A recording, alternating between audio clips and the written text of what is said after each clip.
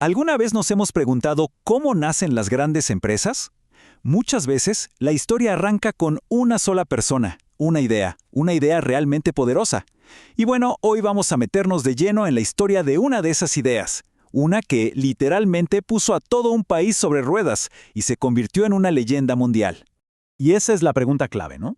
¿Cómo es que la pasión de un joven inventor, allá en un pequeño taller francés, terminó convirtiéndose en un verdadero imperio industrial? Esa es la historia que vamos a desentrañar hoy.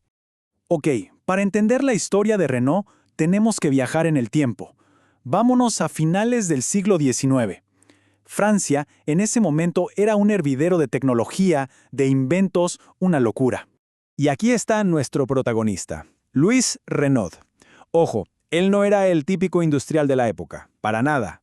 Era un innovador nato, un tipo que se hizo a sí mismo en su taller, todo el día experimentando con motores y soñando con crear una nueva clase de vehículo. Y todo pasó rapidísimo. En 1898, con apenas 21 años, Louis construye su primer auto, al que llamó Voiturette, y solo un año después, junto con sus hermanos Marcel y Fernand, funda oficialmente la compañía. O sea, un crecimiento meteórico.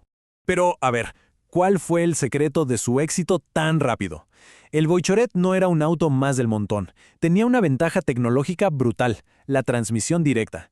Esto hacía que fuera mucho más eficiente y, sobre todo, más fácil de manejar que cualquier otra cosa en el mercado. Bien, ya tenían la innovación, tenían el auto. ¿Ahora qué? Pues había que demostrarle al mundo que eran los mejores.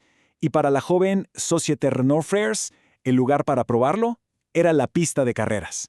Hay que pensar que a principios del siglo XX, la mejor publicidad no era un anuncio, era cruzar la línea de meta en primer lugar.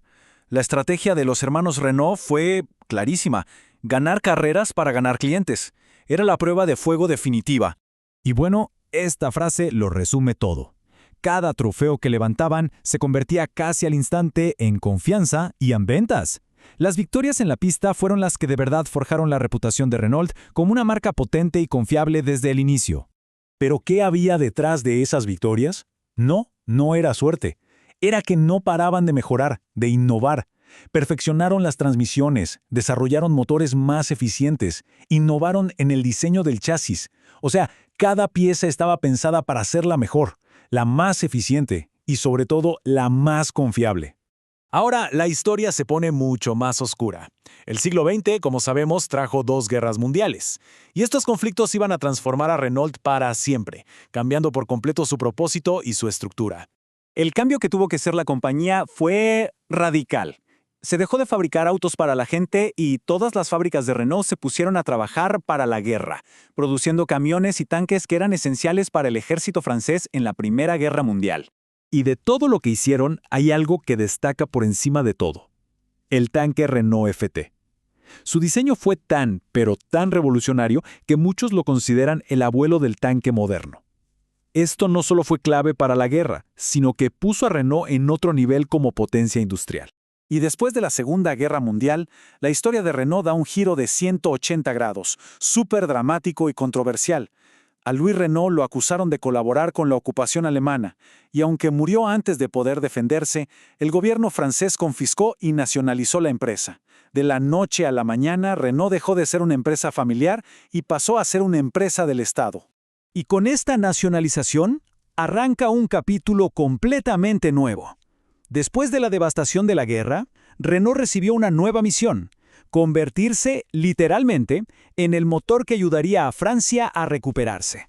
Al ser una empresa estatal, su objetivo ya no era solo ganar dinero, ahora tenía un propósito social.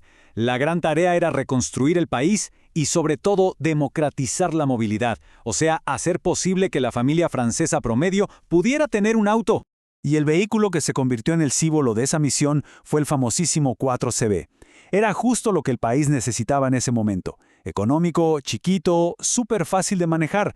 Se convirtió en un ícono de la recuperación y fue el primer coche para millones y millones de personas.